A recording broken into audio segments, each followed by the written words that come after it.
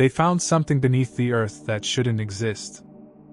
In 1963, a Turkish man knocked down a wall in his basement and discovered an 18-story underground city carved into solid volcanic rock, a city that could shelter 20,000 people and had remained hidden for over 2,000 years.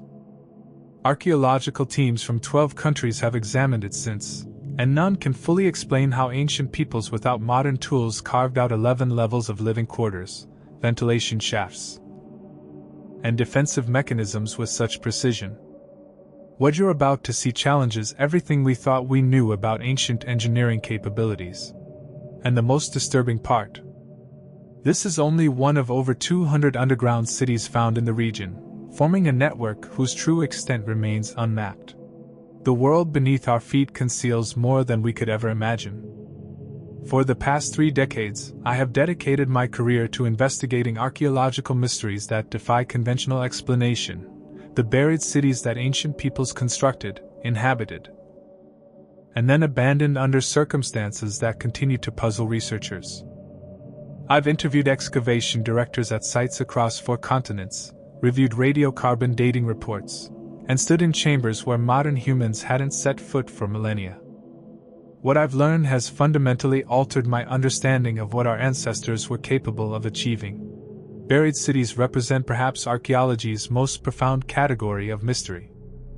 Unlike surface ruins that weather and erode over centuries, buried settlements preserve snapshots of ancient life, frozen moments where everything from cooking implements to religious artifacts remain exactly where their owners left them. These sites offer unprecedented windows into vanished worlds, yet they also present us with the most challenging questions. Why were these cities constructed in such unusual locations?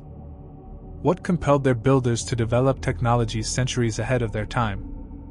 And most perplexing of all, why did thriving urban centers with thousands of inhabitants suddenly empty, their populations vanishing into the mists of history? In the next hour, we will explore 4 of the most compelling buried city mysteries ever discovered. We'll descend into the volcanic rock of central Turkey, where an entire civilization retreated underground and built a metropolis in darkness. We'll walk the earthen mounds of ancient America, where a city larger than medieval London rose and fell before Europeans ever set foot on the continent. We'll examine a Scottish village older than the pyramids, preserved so perfectly that archaeologists found stone furniture still standing in rooms. And we'll investigate an Indus Valley city whose sophisticated urban planning wouldn't be matched for 4,000 years, yet whose inhabitants departed so quickly they left their possessions behind. Each of these sites asks fundamental questions about human civilization. How much have we truly forgotten about our past? What knowledge has been lost in the gaps between recorded history? And if ancient peoples possess capabilities we're only now beginning to recognize, what else might be waiting beneath the surface? The secrets buried with these cities are beginning to emerge.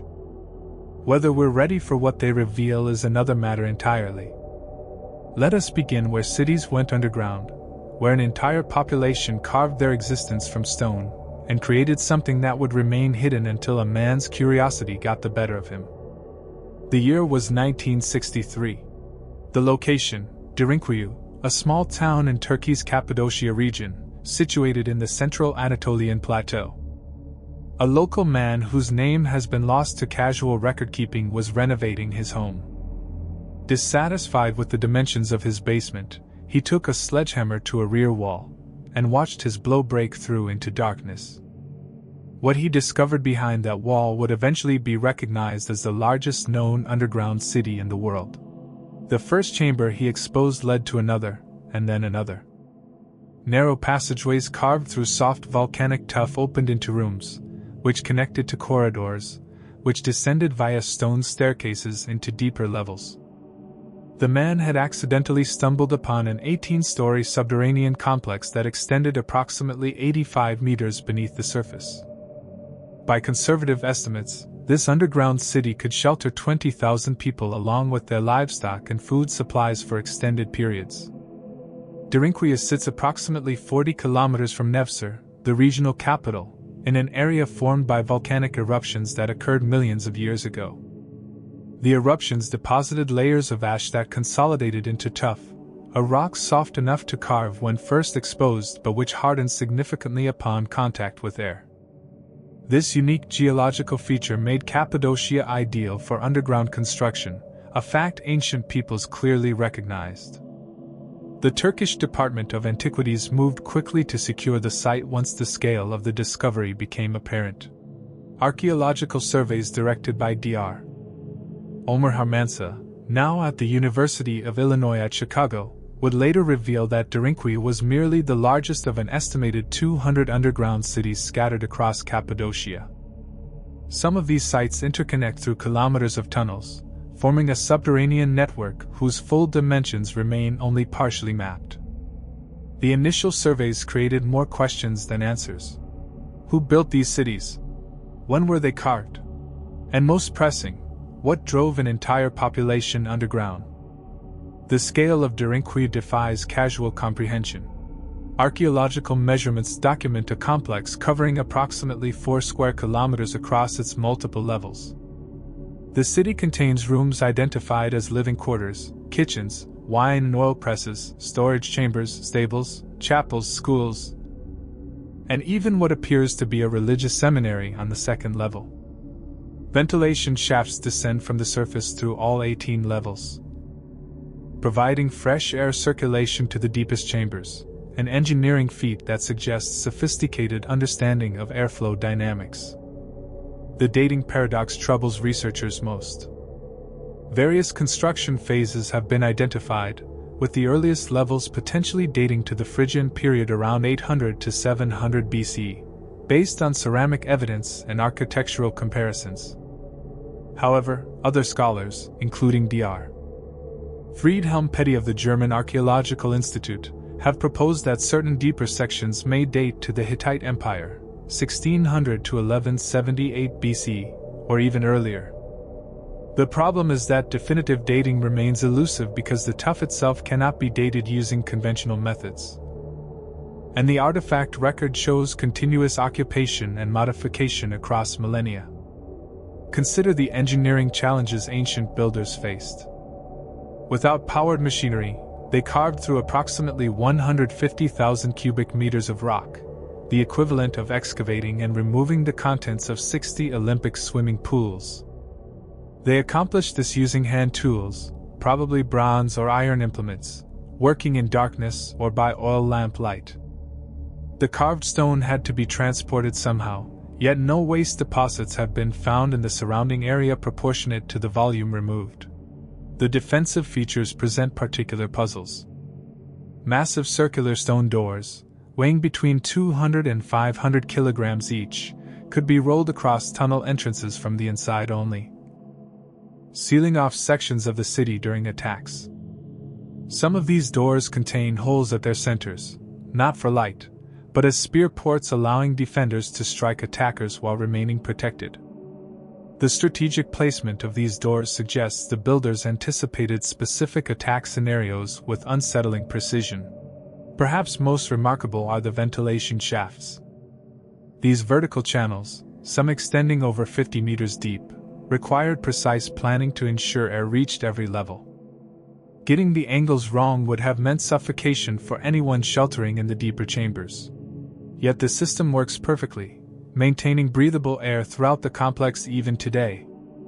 Systematic archaeological investigation of Cappadocia's underground cities began in earnest during the 1960s, led by Turkish institutions with later collaboration from European universities.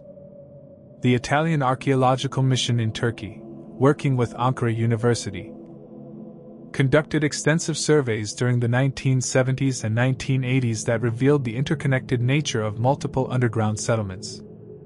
Ground-penetrating radar surveys conducted in 2014 by researchers from Nevşehir University suggested that Derinkuyu may be connected to Cahokia, another major underground city approximately 4 kilometers away. If confirmed, this would represent an unprecedented underground tunnel system running beneath open terrain, a construction project requiring organizational capabilities typically associated with state-level societies.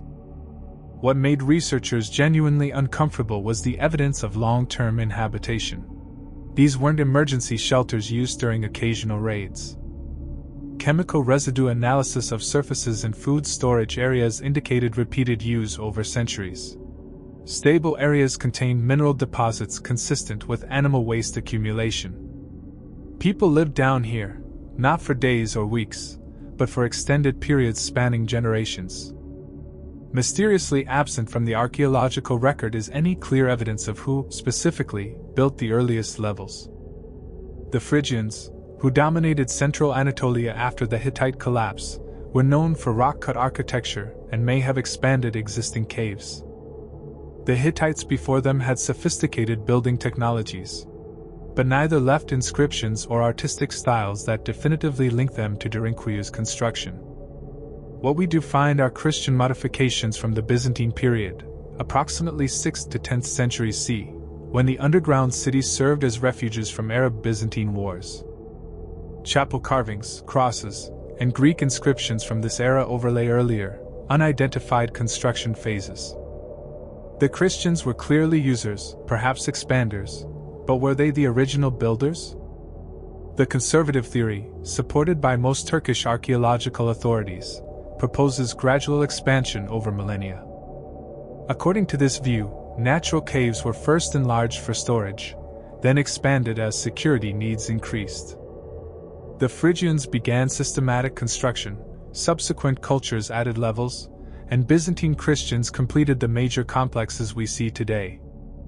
This view emphasizes practical motivations, protection from raiders, extreme weather, and warfare, without requiring extraordinary explanations. The radical theory, championed by some independent researchers including portions of Dr. Ramazan Ozgun's earlier work at Selçuk University, suggests the core infrastructure dates to a much earlier period than conventionally accepted. Proponents point to the sophisticated ventilation engineering, which seems disproportionate to Phrygian-era technological capabilities, and to local oral traditions that speak of the underground cities as ancient even when Hittite texts were first being inscribed. This view implies a lost civilization in the region predating known historical cultures. The fringe theory proposes that the underground cities weren't built for protection from human enemies at all, but from something else entirely. Variations on this theme cite the extreme depth of construction, the apparent urgency suggested by certain design elements, and local legends about ancient peoples hiding from the sky. While mainstream archaeology dismisses these ideas, they persist in popular discourse about the site. Each theory fails on specific grounds. The conservative view cannot adequately explain the ventilation engineering or the apparent coordination across multiple sites. The radical theory lacks the artifact evidence needed to support a pre-Hittite advanced civilization, and the fringe theory replaces one mystery with another without offering testable hypotheses. Now I want to know what you think about this next detail, because it's the one thing that keeps archaeologists awake at night. The underground city design includes small apertures throughout the ventilation shafts, not large enough for a person to pass through, but perfectly sized to pour liquids down onto anyone attempting to climb the shafts. The builders anticipated invaders trying to use their own air supply against them. Does this remind you of anything you've seen or heard about? Let me know, because every perspective helps piece together this puzzle. Imagine the experience of those who lived here. Descending stone staircases worn smooth by countless feet. The temperature dropping as you pass the third level, stabilizing at approximately 15 degrees Celsius regardless of the scorching summer or freezing winter above. The smell of oil lamps, animal dung, stored grain, fermenting wine. The sounds of hundreds of voices echoing through stone corridors, children's laughter bouncing off surfaces that had heard 1,000 years of living. These weren't desperate refugees cowering in caves. The wine and oil presses found throughout the complex indicate people who intended to continue normal economic activities underground. They pressed olives, fermented grapes, and maintained routines even while hidden from whatever threatened them above. This suggests not panic but planning, societies that anticipated the need for extended underground living and prepared accordingly. The layout of Derinkuyu reflects sophisticated social organization. Different levels appear to have served different functions, with religious spaces separated from living quarters, and living quarters separated from storage and animal areas. This wasn't random cave expansion but intentional urban planning adapted to vertical rather than horizontal space.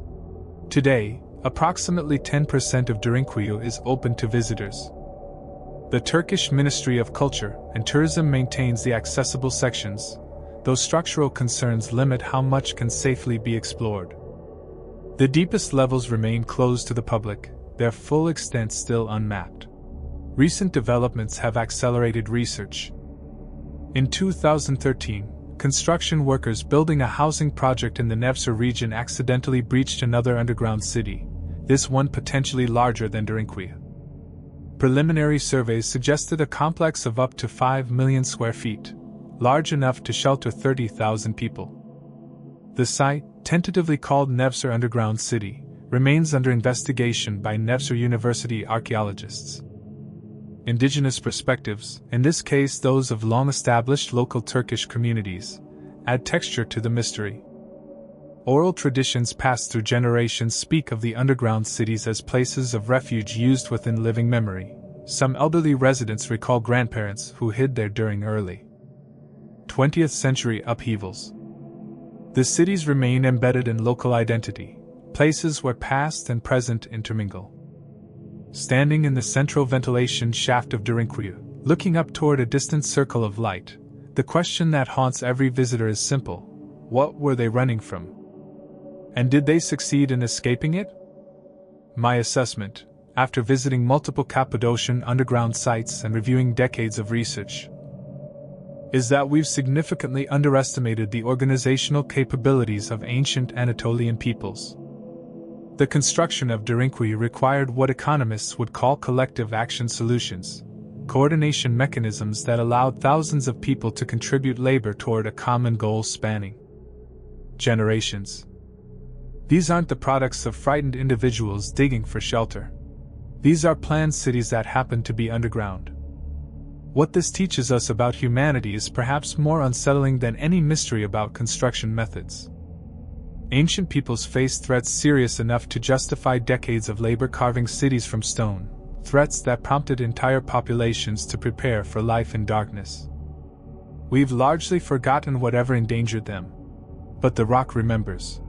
The question that lingers is whether the same instinct for underground survival exists in us today. When the builders of Derinkuyu looked at the world above, what did they see that drove them beneath the earth? Long before Europeans reached the American Midwest, a city stood near the confluence of the Missouri and Mississippi rivers that rivaled contemporary London in population. Its residents constructed over 100 earthen mounds across a site covering approximately 16 square kilometers. At its peak around 1100 CE, an estimated 20,000 people lived within its boundaries, with another 30,000 in surrounding agricultural communities, making it the largest pre-Columbian settlement north of Mexico. The French explorers who first documented the mounds in the late 17th century found them abandoned, their builders vanished. They named the site after a local tribe, the Cahokia, who inhabited the region but had no connection to the mound builders. The actual creators had no name that survived their departure. Cahokia Mound State Historic Site lies approximately 13 kilometers northeast of St. Louis, Missouri, in what is now Collinsville, Illinois.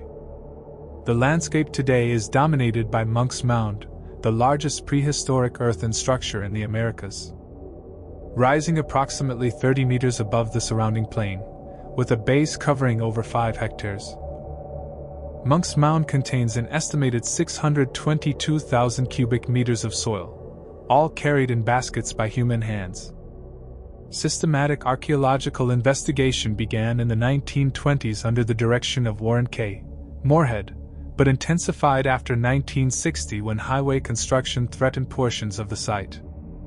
Archaeologists from the University of Illinois and Washington University in St. Louis conducted emergency excavations that revealed the true scale and sophistication of what had been dismissed as simply Indian mounds. What emerged from those excavations transformed our Understanding of pre-Columbian North America. This wasn't a seasonal gathering place or religious center. This was a city, with all the complexity that term implies. The scope of earthwork construction at Cahokia defies easy explanation. Over 120 mounds of various sizes were identified within the ceremonial core alone, each requiring the excavation, transportation, and placement of thousands of tons of soil. Radiocarbon dating and ceramic seriation indicate most major construction occurred during the Loman and Stirling phases. Approximately 1050 to 1200 CE, a window of roughly 150 years for the majority of monumental building. Engineering analysis creates problems for conventional understanding. Monk's Mound alone would have required the movement of approximately 14.6 million basket loads of soil, assuming 50-pound loads. If construction occurred over a century, this implies sustained labor organization exceeding anything documented for tribal-level societies. The precision of the mound's orientation, its primary axis aligns to within 1/3 of a degree of true north, suggests sophisticated surveying knowledge. Stranger still are the artifacts recovered from elite burials within certain mounds. Marine shell gorgets carved with iconography depicting falcon-costumed warriors, copper plates embossed with complex mythological scenes, and thousands of shell beads document trade networks extending to the Gulf of Mexico, the Great Lakes, and the Atlantic coast. The variety of non-local materials indicates economic connections spanning much of eastern North America. A wooden post circle, dubbed Woodhenge by researchers, was discovered in 1961 by Dr. Warren Whitry. This series of large red cedar posts, arranged in circles with diameters up to 126 meters, appears to have functioned as a solar calendar. Posts aligned with sunrise positions on the equinoxes and solstices, demonstrating astronomical knowledge comparable to better-known European prehistoric monuments.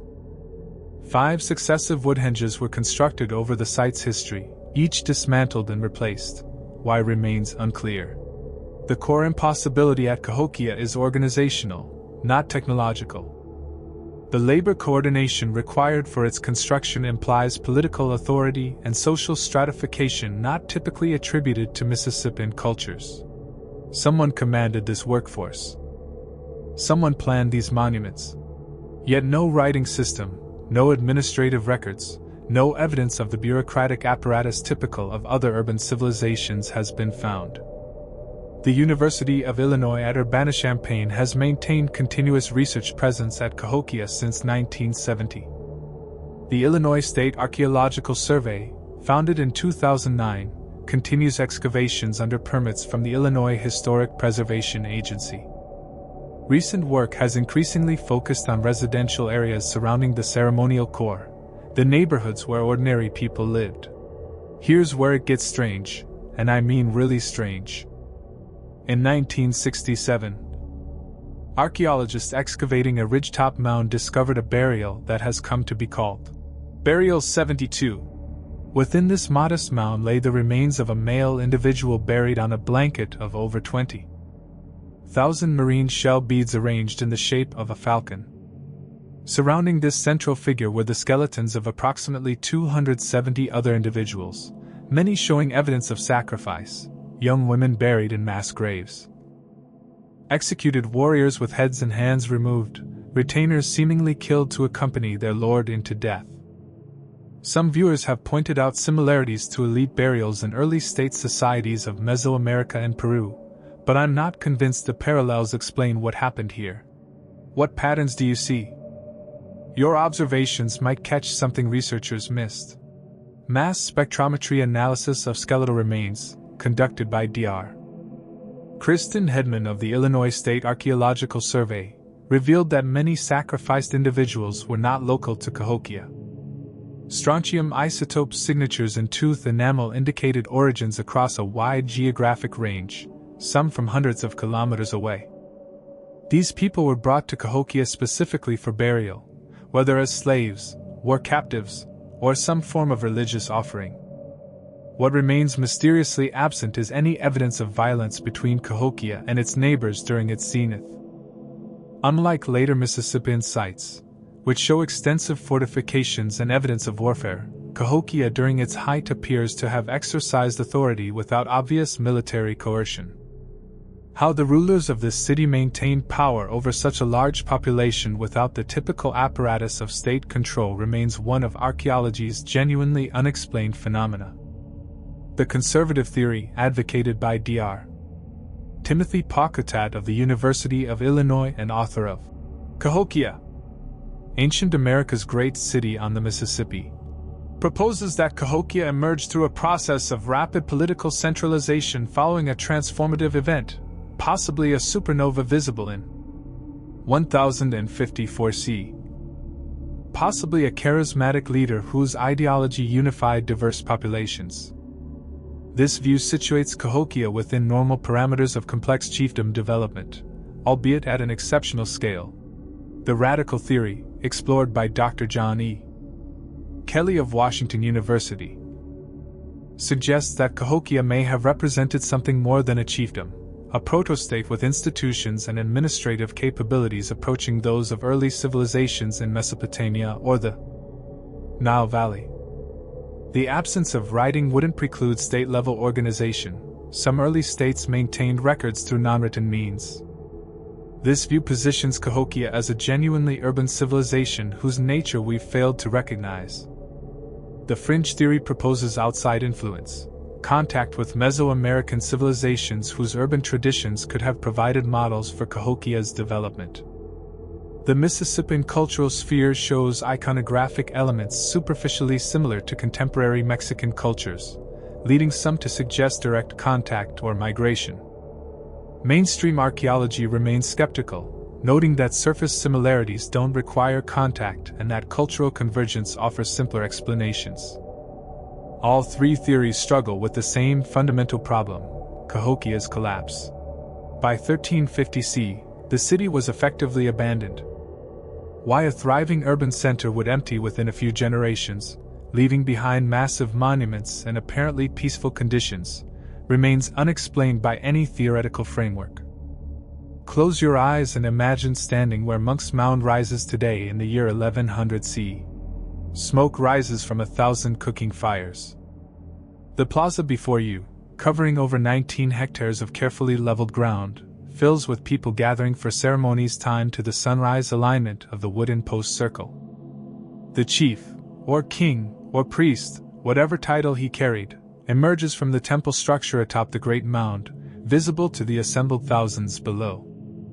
You hear languages you don't recognize: traders from the Gulf Coast, craftsmen from the Great Lakes, emissaries from chiefdoms seeking alliance or paying tribute. The smell of cooking venison mingles with the smoke of tobacco offerings. Drums echo off the mound surfaces, creating acoustic effects the builders certainly intended but we've only recently begun to study. These were people who had transformed a floodplain into a planned city. They had established trade networks spanning thousands of kilometers. They had developed astronomical knowledge sufficient to align monuments with celestial events. They had created an artistic tradition whose iconography, the falcon warriors, the Earth Mother, the cosmic serpent, would spread across eastern North America and persist for centuries after Cahokia itself fell silent. And then they left. Within a handful of generations, all of them left. Cahokia Mounds was designated a UNESCO World Heritage Site in 1982, one of only 24 such sites in the United States. The Illinois Historic Preservation Agency manages the property, which receives approximately 300,000 visitors annually. The site's interpretive center houses artifacts and provides context for understanding what visitors see, though funding limitations constrain ongoing research. Recent developments have raised concerns about site preservation. Suburban sprawl from St. Louis metropolitan area continues to encroach on unprotected portions of the greater Cahokia complex. Several mounds that fell outside the state historic site have been damaged or destroyed by development. The Cahokia Mounds Museum Society advocates for expanded protection, but acquisition of additional land proceeds slowly. Indigenous perspectives on Cahokia are complex. No modern tribe claims direct descent from the mound builders, though many Native American groups in the region consider the site ancestrally significant. The Osage Nation, whose oral traditions speak of origins in the region, has participated in certain ceremonial uses of the site. Repatriation of human remains under the Native American Graves Protection and Repatriation Act continues, balancing research interests with respect for the dead. Standing atop Monk's Mound on a clear day, looking west toward downtown St. Louis, the contrast between ancient and modern cities is inescapable. The Gateway Arch rises in the distance, a monument to American expansion built just downstream from where America's first great city rose and fell unknown to those who would claim the land. My assessment of Cahokia is that we are confronting evidence of capabilities we did not expect from pre-Columbian North America. The scope of construction, the sophistication of planning, the extent of trade networks. These indicators suggest levels of social complexity that challenge simplistic narratives about indigenous peoples. Whatever Cahokia was, it doesn't fit neatly into categories derived from European experience. What this teaches us about humanity is that urban civilization isn't unique to any continent, culture, or genetic lineage. The same impulses that built Babylon and Rome also built Cahokia. The difference lies not in capability but in circumstance, and perhaps in what happened afterward. The question that lingers over this floodplain is not just why Cahokia fell, but why we forgot it. How did the largest city in North America north of Mexico vanish from memory so completely that Europeans could deny indigenous peoples had ever built such things? The winter storm of 1850 struck Orkney with extraordinary violence. Winds exceeding 100 km per hour stripped soil from the high dune at Skara Brae on the Bay of Skyle, exposing stone walls that hadn't seen daylight in millennia. When William Watt, the local laird, investigated the damage, he discovered what appeared to be a village of small stone houses, their interiors still containing stone furniture, beds, dressers, and storage boxes positioned exactly where ancient hands had placed them. Watt conducted limited excavations over subsequent years, removing sand that had buried the structures and revealing a complex of interconnected dwellings. But it wasn't until 1928, when another severe storm exposed additional structures, that systematic archaeological investigation began under the direction of Professor V. Gordon Child of the University of Edinburgh. Skara Brae occupies the western coast of mainland, the largest island of the Orkney archipelago off the northeastern coast of Scotland. The site lies approximately 13 kilometers northwest of Kirkwall, Orkney's capital. Today, the village overlooks the Bay of Skyle, but sea levels and coastline positions have changed substantially since occupation. The settlement may originally have been further from the water, protected by dunes that later migrated seaward. What Child revealed between 1928 and 1930 would transform understanding of Neolithic Britain. Skara Brae dated to approximately 3100 to 2500 BC, making it older than Stonehenge, older than the Great Pyramid of Giza, and among the best preserved Neolithic settlements in Europe. The village had been buried, not destroyed, sealed beneath sand that preserved everything its occupants left behind. And they left nearly everything. 8 houses survive at Skara Brae, connected by covered passageways that allowed residents to move between dwellings without exposure to Orkney's harsh weather. Each house follows a remarkably consistent design, a square central room approximately 40 square meters in area, with a central hearth, stone beds with carved sideboards built against the walls, and a stone dresser positioned opposite the entrance. The uniformity implies either strong cultural conventions or central planning, possibly both. The preservation quality presents researchers with both opportunities and puzzles. Stone furniture remains in position. Stone storage boxes, their joints sealed with clay to remain watertight, presumably for keeping live shellfish, sit beside beds.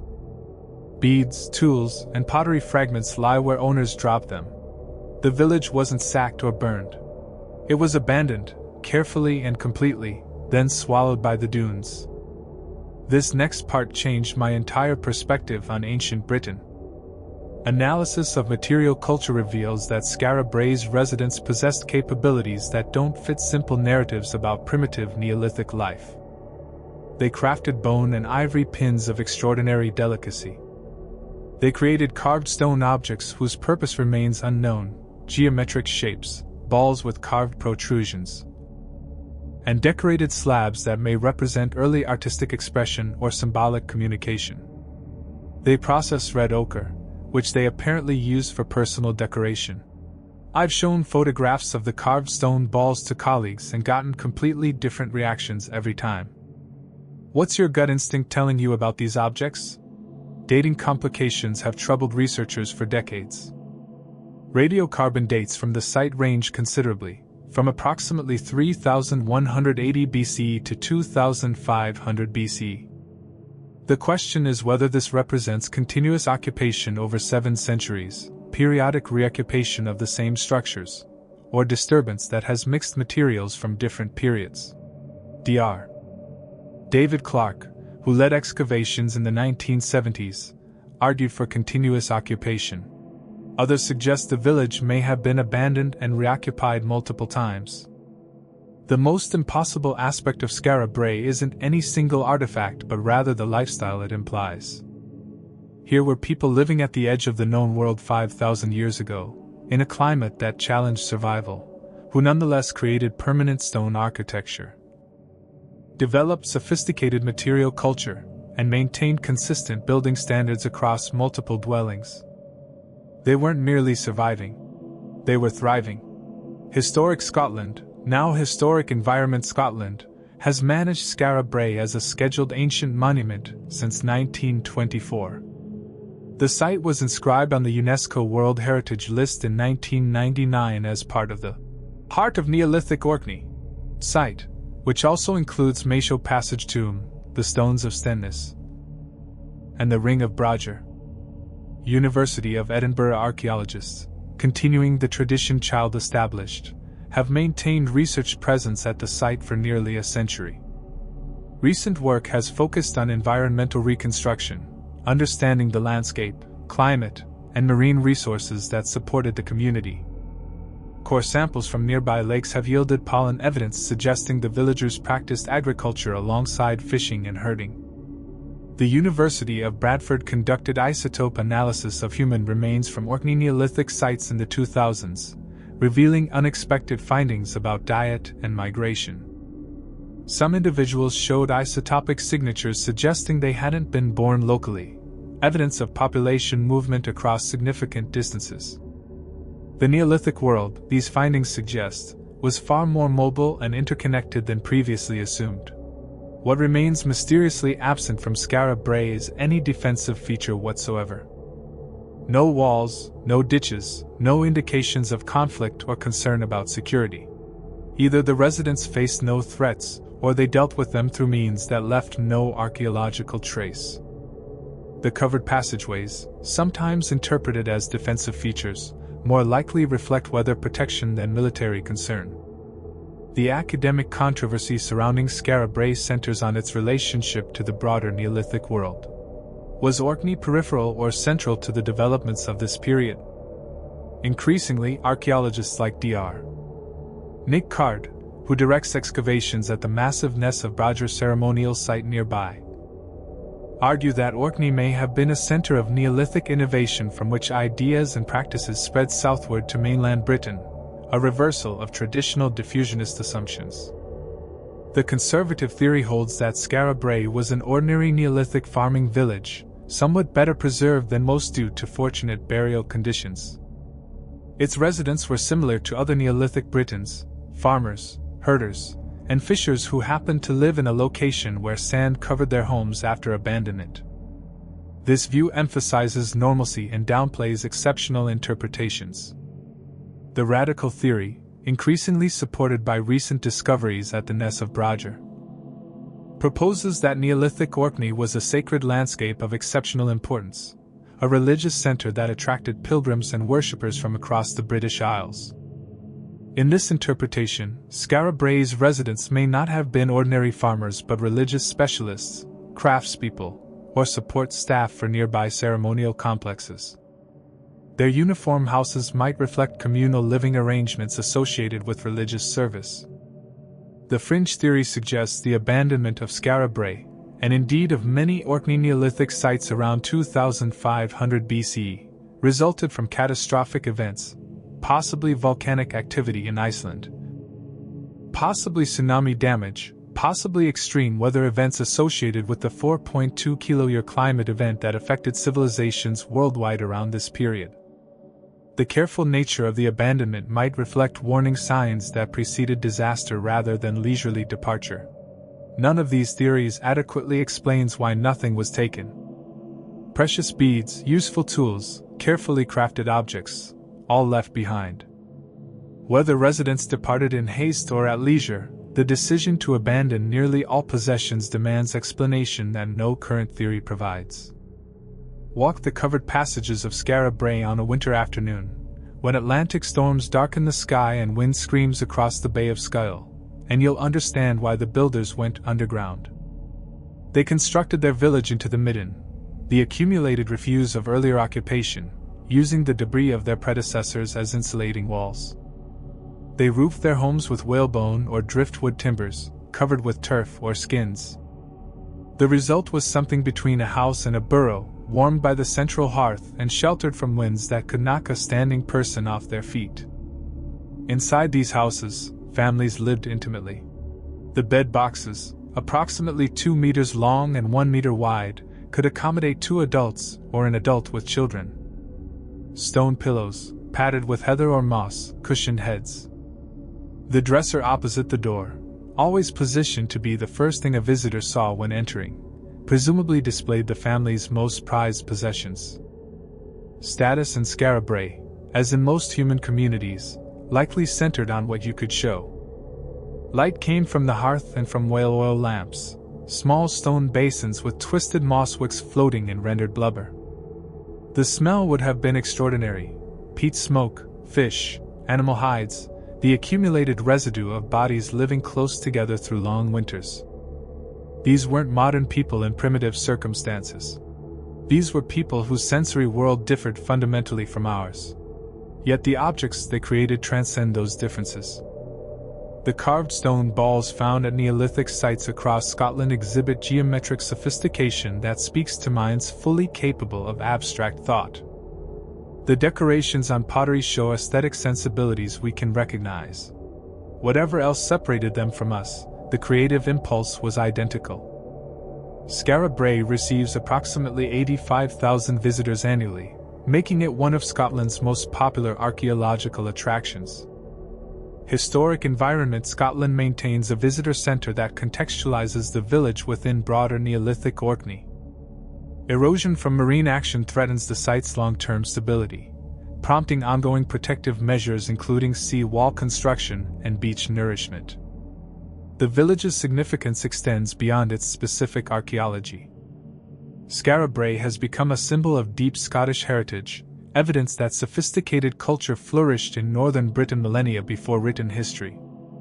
The site features on Scottish currency and tourism materials, an icon of indigenous achievement.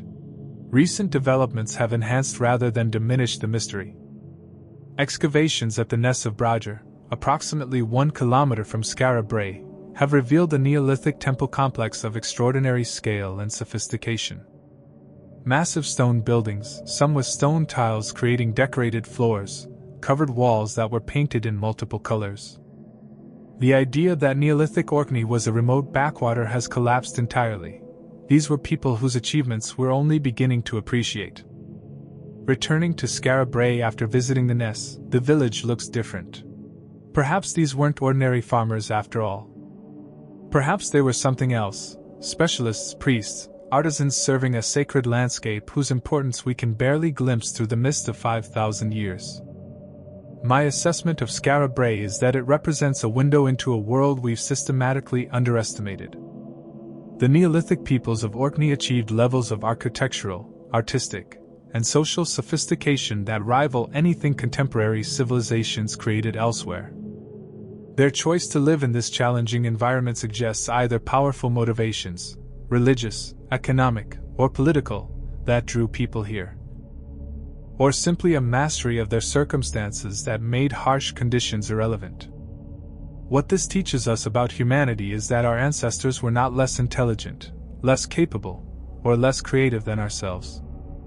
They faced different challenges with different tools, but the minds that carved stone furniture and geometric symbols were minds like ours. The buried village reminds us that we stand at the end of a long chain of clever, capable people whose names we'll never know. The open question haunting Skara Brae is simple: what happened? Why did people who had lived here for centuries leave everything and never return? The sand kept their secret for 5,000 years. Perhaps some mysteries are meant to remain buried. In 1922, an Indian archaeologist named Rakuldas Bandyopadhyay, known professionally as R.D. Banerjee, was investigating reports of ancient Buddhist ruins near the village of Mohenjo-Daro in Sindh, then part of British India, now in Pakistan. The local mound, called by villagers the Mound of the Dead, had been casually looted for years, its bricks recycled for railway ballast and construction material. Banerjee expected to find a Buddhist stupa, common in the region. What he discovered instead was a city. Beneath the Buddhist remains lay something far older, an urban settlement that radiocarbon dating would eventually place at approximately 2500 to 1900 BC. Not merely ancient, but ancient in a particular way, planned, sophisticated, and utterly different from anything then known from the ancient world. Mohenjo-Daro was a city of the Indus Valley Civilization, one of humanity's earliest urban cultures, contemporary with ancient Egypt and Mesopotamia but unknown to the modern world until that moment.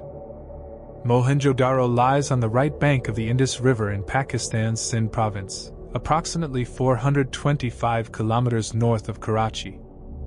The site covers approximately 250 hectares, making it one of the largest Bronze Age settlements ever discovered. At its peak, an estimated 30 to 50,000 people lived here, a population rivaling cities of contemporary Mesopotamia. The Archaeological Survey of India, under Director General Sir John Marshall, began systematic excavations in 1924. What emerged from those excavations would rewrite the history of South Asian civilization, pushing the origins of urban life on the subcontinent back by nearly 2,000 years. Yet for all we've learned about Mohenjo-Daro, fundamental questions remain unanswered. We don't know what the inhabitants called themselves. We can't read their writing. And we still don't understand what destroyed them. The urban planning of Mohenjo-Daro defies expectations for a Bronze Age city. Streets follow a grid pattern, with main thoroughfares running north-south and smaller streets intersecting at right angles, a layout not seen again until classical Greece, 2,000 years later. The Great Bath, a watertight tank measuring approximately 12 meters by 7 meters and over 2 meters deep, was constructed with fired bricks precisely set and sealed with bitumen. It remains one of the earliest examples of large-scale water architecture in the ancient world. The drainage system constitutes perhaps the most remarkable feature. Every house connected to a network of covered drains running beneath the streets, channeling wastewater to larger drains and eventually outside the city. The drains included sedimentation tanks to prevent blockages. This infrastructure implies not merely engineering skill but municipal organization. Someone designed and maintained this system for the benefit of all residents. Standardization pervades every aspect of Mohenjo-Daro's material culture. Bricks follow a consistent ratio of 4 to 2 to 1, length, width, height, across the city and indeed across the entire Indus Valley civilization. Weights follow a binary decimal system with remarkable precision. This uniformity across thousands of kilometers and multiple major cities implies either powerful central authority or deeply embedded cultural conventions, both unusual for Bronze Age societies. The writing system, the Indus script, appears on thousands of seals and tablets, but remains undeciphered despite a century of attempts. Approximately 400 distinct signs have been identified, suggesting a logographic system similar to Egyptian hieroglyphics or Sumerian cuneiform. Yet no bilingual text, no Rosetta Stone equivalent, has been found to break the code. We can look at what these people wrote but cannot understand what they said. Most disturbing are the circumstances of the city's end. Around 1900 BC, Mohenjo-Daro was abandoned. Population declined rapidly. Buildings fell into disrepair. The great drainage systems choked with refuse. And then, nothing. The city lay silent until Banerjee's excavation 4,000 years later. The Archaeological Survey of Pakistan has maintained jurisdiction over Mohenjo-Daro since 1947.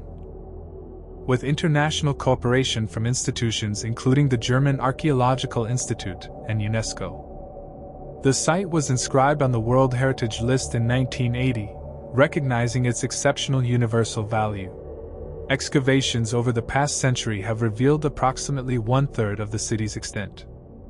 The remainder lies beneath silted alluvium from Indus floods or outside the protected archaeological zone. What we know about Mohenjo-Daro comes from a sample, important to remember when forming conclusions about the whole. Advanced analysis techniques have supplemented traditional excavation. Remote sensing by researchers including Dr. Rita Wright of New York University has identified subsurface features suggesting the city extends significantly beyond excavated areas. DNA analysis of human remains, though complicated by the region's political sensitivities, has begun providing insights into population origins and health conditions. What makes researchers uncomfortable is the apparent absence of indicators common to other Bronze Age civilizations. No obvious temples, no palatial structures suggesting rulers, no depictions of warfare or military conquest. The priest-king sculpture, a famous bust from Mohenjo-Daro, might represent a religious leader or might not, we genuinely don't know. The civilization seems remarkably egalitarian in its archaeological signature, which either means it was genuinely unusual or that we're missing evidence that would suggest otherwise. Missing from the record is any indication of what finally killed the city. Various hypotheses have been proposed: climate change, earthquake, river course changes, invasion, but none fully explains the evidence. The famous massacre remains found by Sir Mortimer Wheeler in the 1940s, skeletons scattered in streets suggesting violent attack, have been reinterpreted by subsequent researchers as individuals who died in different periods, their remains disturbed by later events. The conservative theory, supported by environmental archaeologists including Dr. Levi Jayason of Woods Hole Oceanographic Institution, proposes that climate change ended Mohenjo-Daro. The monsoon system weakened around 1900 BC, reducing rainfall that supported agriculture. Simultaneously, tectonic activity may have altered river courses, leaving cities dependent on now distant water sources. Populations migrated eastward toward the Ganges Plain, where monsoon rains remained reliable. The cities weren't destroyed, they were rendered obsolete. The radical theory suggests systemic collapse of the kind described by complexity theorist Joseph Tainter. The Indus civilization's sophistication required extensive coordination, for standardization, for trade, for infrastructure maintenance.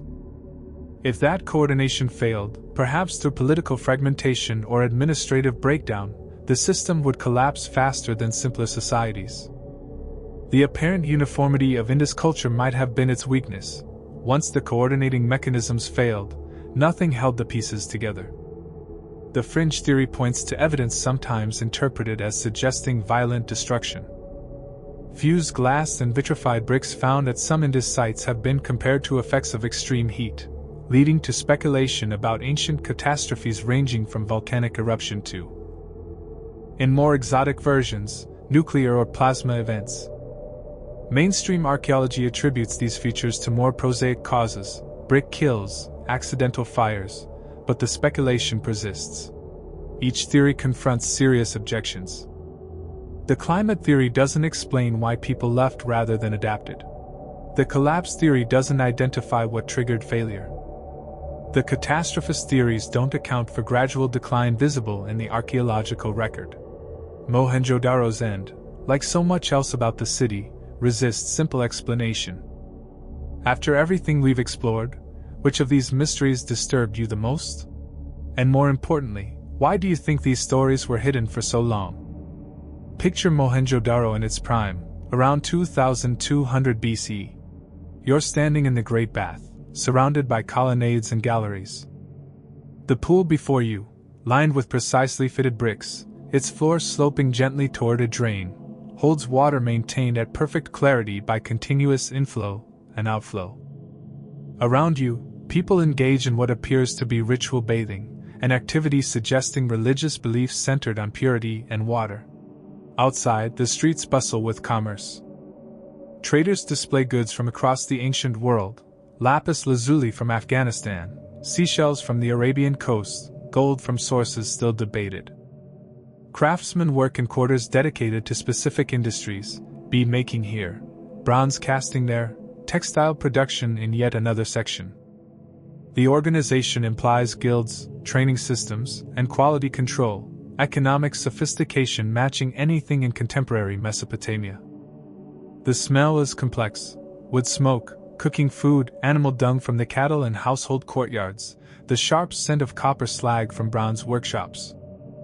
Sound reverberates off brick walls, voices in a language utterly lost, the clatter of cart wheels on paved streets, the distant lowing of cattle. This is a living city, home to 50,000 souls who believed their world would last forever. They were wrong. Within 3 centuries, grass would grow in these streets.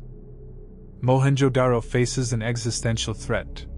Salinity from groundwater intrusion is destroying the very bricks that have survived 4,000 years. The salt crystallizes within brick fabric, causing surfaces to crumble.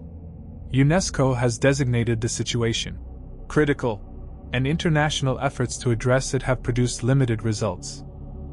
Without intervention, significant portions of the exposed city may be lost within decades. Recent developments include attempts to address conservation challenges. Pakistan's Department of Archaeology, working with international partners, has implemented drainage improvements and established monitoring protocols. Yet resources remain limited, and the scale of the problem exceeds available responses. The site's significance extends beyond archaeology. For Pakistan, Mohenjo-Daro represents evidence of sophisticated civilization on the land now within its borders, a source of national pride and identity. For the broader region, the Indus civilization provides evidence of indigenous urban development independent of Middle Eastern influences, a counter-narrative to diffusionist histories that traced all civilization to Western Asia.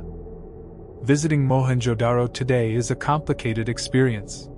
The exposed ruins, extending across multiple preserved sectors, create an impression of order and planning remarkable for their age. Yet the deterioration is visible: crumbling surfaces, salt efflorescence marking doomed bricks, signs warning visitors not to touch fragile features. You're watching history disappear in real time. My assessment of Mohenjo-Daro is that it confronts us with the fragility of civilization itself. Here was a society that achieved remarkable things: urban planning millennia ahead of its time, standardization across hundreds of kilometers, trade networks spanning the ancient world.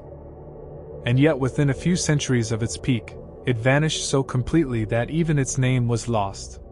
What this teaches us about humanity is deeply unsettling. The achievements of civilization provide no guarantee of permanence.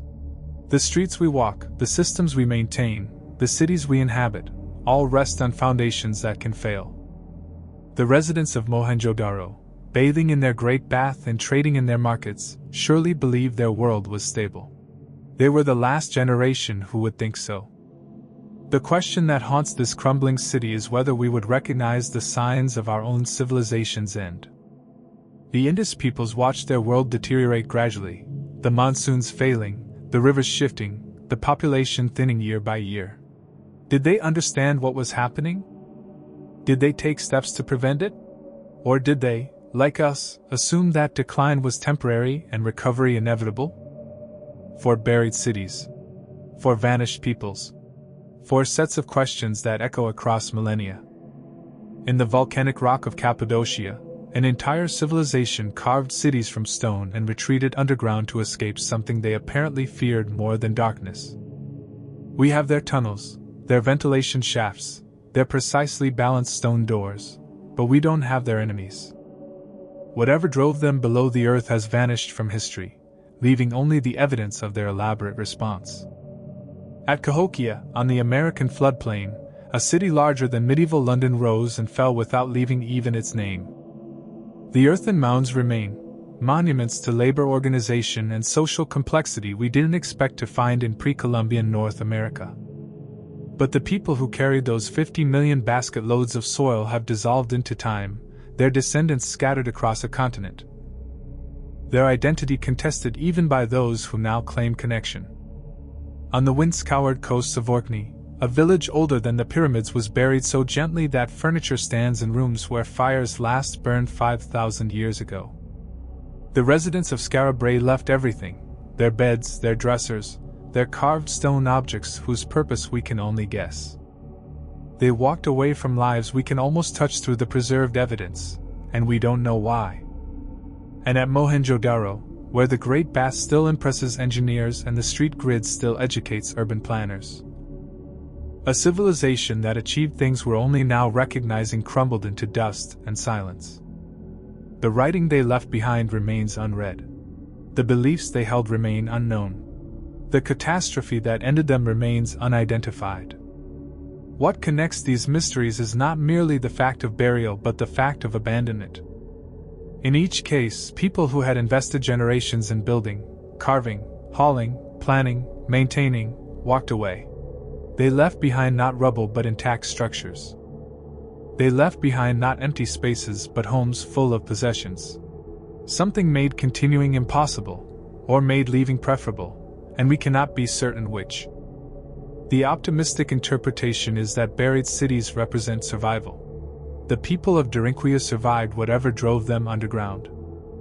The people of Cahokia survived to become ancestors of nations that endure. The people of Skara Brae survived to spread across Britain. The people of Mohenjo-Daro survived to settle the Ganges plain and become the foundation of later South Asian civilizations. The cities were lost, but the populations, at least in part, continued. The unsettling interpretation is that buried cities represent warning. Civilizations that seem permanent can end. Technologies that seem advanced can be forgotten. Knowledge that seems secure can be lost. The interval between thriving city and buried ruin can be measured in generations. Not enough time for gradual adaptation, not enough warning for orderly transition. As I conclude this survey of buried city secrets, I'm struck by what connects the builders across continents and millennia. They face challenges we can barely imagine. They develop solutions we're still working to understand. They created monuments that have outlasted their creators by factors of 20, 50, 100. And yet none of them succeeded in making their world permanent. The cities they buried, whether by intention, by accident, or by the slow accumulation of time and sand, now speak to us across the gulf of centuries. What they say depends on what we're prepared to hear. The optimist hears resilience, humanity adapts, survives, continues. The pessimist hears warning, this too shall pass, and pass forgotten. The archaeologist hears both, and something more, an invitation to dig deeper, to look closer, to preserve what remains before the earth reclaims its secrets entirely. The buried cities are still there, beneath the volcanic tuff and river silt and coastal sand. Some wait for excavation. Some await only recognition. And some, surely, remain entirely unknown, sleeping beneath surfaces we walk daily, keeping secrets we haven't yet learned to ask about. What remains to be discovered? What lies beneath our feet, our cities, our assumptions about the past? The buried cities we've explored today were hidden for millennia before chance and curiosity revealed them. There is no reason to believe we've found them all. The earth holds its secrets patiently. And when it finally releases them, they change everything we thought we knew.